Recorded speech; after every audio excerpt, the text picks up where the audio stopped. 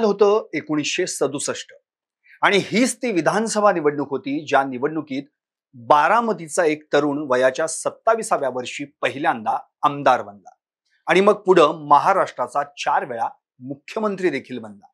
नाव अर्थात शरद पवार. शरद पवार पहिल्यांदा कसे बनले आमदार आणि 1967च्या निवडणुकीत काय घडलं, आगामी विधानसभा निवडणुकीच्या पार्श्वभूमीवर पाहूयात. विधानसभा फास्ट फॉरवर्डच्या या विशेष मालिकेचा दुसरा भाग, किस्सा 67चा. नमस्कार, मी संदीप चव्हाण आणि आपण पाहताय टॉप न्यूज मराठी.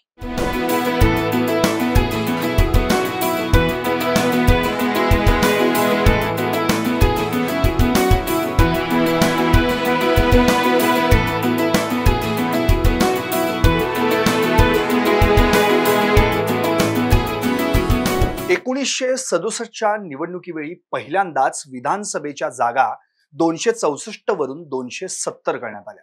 काँग्रेस, भारतीय जनसंघ, रिपब्लिकन पार्टी ऑफ इंडिया, शेतकरी कामगार पक्ष यांच्यात मुख्य लढत झाली. काँग्रेसनं 270 तर शेकापनं 58 जागा लढवल्या.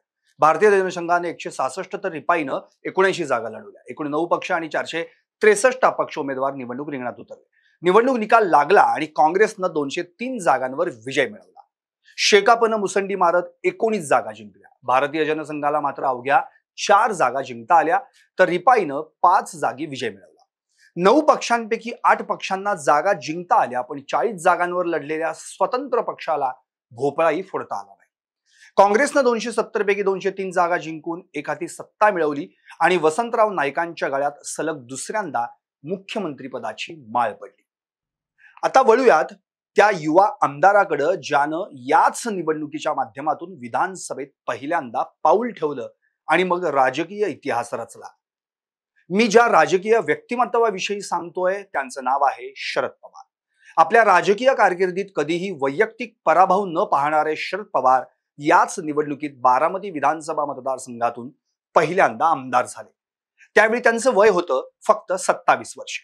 मात्र त्यांच्या उमेदवारीवरून काँग्रेसमधील ज्येष्ठ नेते, पदाधिकारी नाराज होते.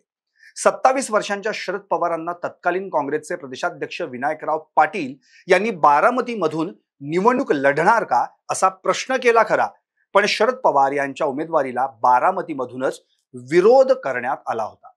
बारामती तालुका काँग्रेसनं 1 विरुद्ध 11 या मतांनी पवार यांच्या उमेदवारीचा प्रस्ताव फेटाळला.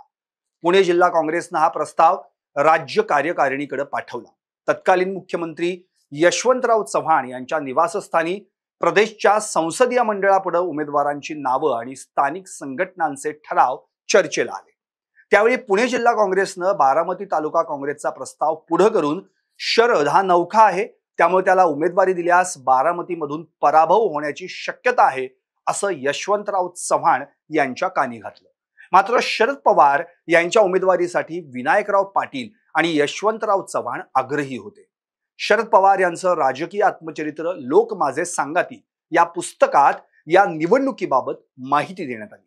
शरद पवार यांच्या उमेदवारीला विरोध करणाऱ्या एकाला यशवंतराव चव्हाणांनी विचारलं, 270 पैकी किती जागी काँग्रेस विजयी होईल? त्यावर संबंधित नेता म्हणाला, 190 ते 200 जागांवर विजयी होऊ. त्यावर चव्हाणांनी प्रतिप्रश्न करत 80 उमेदवार पराभूत होतील असा अर्थ आहे का? त्यावर त्या नेत्यानं होय असं उत्तर दिलं. मग त्याचाच आधार घेऊन यशवंतराव म्हणाले, ठीक आहे, मग बारामतीची आणखी 1 जागा गेली असं समजा आणि शरदलाच उमेदवारी द्या. यशवंतराव चव्हाण यांनी शरद पवारांना त्यांच्या पहिल्या विधानसभा निवडणुकीची अशी उमेदवारी दिली. मात्र स्थानिक काँग्रेस नेत्यांचा विरोध कायम राहिला. अखेर उमेदवारी मिळाल्यानंतर शरद पवार यांनी बारामती गाठून प्रचारास सुरुवात केली. दुसऱ्या बाजूला काँग्रेस पदाधिकाऱ्यांकडून विरोध सुरूच होता. काहींनी तर सामूहिक राजीनामे देखील दिले. युवक काँग्रेसचे प्रदेशाध्यक्ष असलेल्या शरद पवार यांच्या प्रचारासाठी मोठ्या प्रमाणावर युवक आले होते. त्यांनी प्रचाराची धुरा हाती घेतली. अखेर याच युवा वर्गानं 27 वर्षांच्या उमेदवाराला विरोधी पक्षाच्या उमेदवारापेक्षा दुप्पट मताधिक्य देऊन विजयी केलं आणि शरद पवार सर्वात तरुण आमदार बनले. पुढे 11 वर्षांनी हाच तरुण आपल्या वयाच्या अवघ्या 38व्या वर्षी महाराष्ट्राचा सर्वात तरुण मुख्यमंत्री बनला. मग मात्र शरद पवारांनी कधीही मागं वळून पाहिलं नाही. केंद्रीय संरक्षण मंत्री, कृषी मंत्री आणि विविध महत्वाची पदं देखील त्यांनी भूषवली. शरद पवार महाराष्ट्राचे 4 वेळा मुख्यमंत्री बनले. विधानसभा, विधान परिषद, लोकसभा आणि राज्यसभा अशा 4ही सभागृहात त्यांनी काम केलंय. देशातील सर्वात कमी वयाचा मुख्यमंत्री होण्याचा मानही शरद पवार यांच्याकडेच आहे. आज हेच शरद पवार आपल्या राष्ट्रवादी शरदचंद्र पवार या पक्षाचे अध्यक्ष असून आजही हा 84 वर्षांचा तरुण राजकारणात सक्रिय आहे. इतकंच नव्हे, आगामी विधानसभा निवडणुकीच्या आखाड्यात उतरण्यासाठी सज्ज देखील झाला आहे. काय मग कसा वाटला 67चा किस्सा? त्या निवडणुकीतले आणखी कोणकोणते किस्से आपल्याला आठवत आहेत? आम्हाला कमेंट्स करून नक्की कळवा. लाईक करा, शेअर करा आणि हो, टॉप न्यूज मराठीला सबस्क्राईब करायला विसरू नका. विधानसभा फास्ट फॉरवर्ड या मालिकेच्या 3ऱ्या भागात पाहू किस्सा 72चा. तोपर्यंत पाहत रहा टॉप न्यूज मराठी. आपला महाराष्ट्र, आपली बातमी. 25 वर्षांचा प्रदीर्घ अनुभव व अत्याधुनिक तंत्रज्ञान यांनी सुसज्ज असे पुण्यातील आकाश आय क्लिनिक व लेझर सेंटर. रोबोटिक पद्धतीने वेदनारहित मोतीबिंदू शस्त्रक्रिया, तेही विना टाका व विना इंजेक्शन. मेडिक्लेमची सुविधा व सेम डे डिस्चार्ज. लेसिक लेझरने चष्म्यापासून कायमची मुक्ती फक्त 10 मिनिटात. काचबिंदू, रेटिना, ड्राय आय, मायोपिया अशा अनेक डोळ्यांच्या विकारांवर उपचार म्हणजेच आकाश आय क्लिनिक आणि लेझर सेंटर. CTR कंपनी जवळ, विमान नगर, नगर रोड, पुणे. संपर्क 8888173100. Come on guys, hurry up. अरे सुन ना, एक ब्रेक ले लेते हैं. Guys, I'm telling you, तुम लोगों को सही से ट्रैकिंग नहीं आता. But that's okay, you can learn.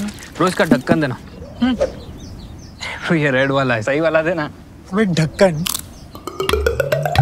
पहले तो सही पानी पीना.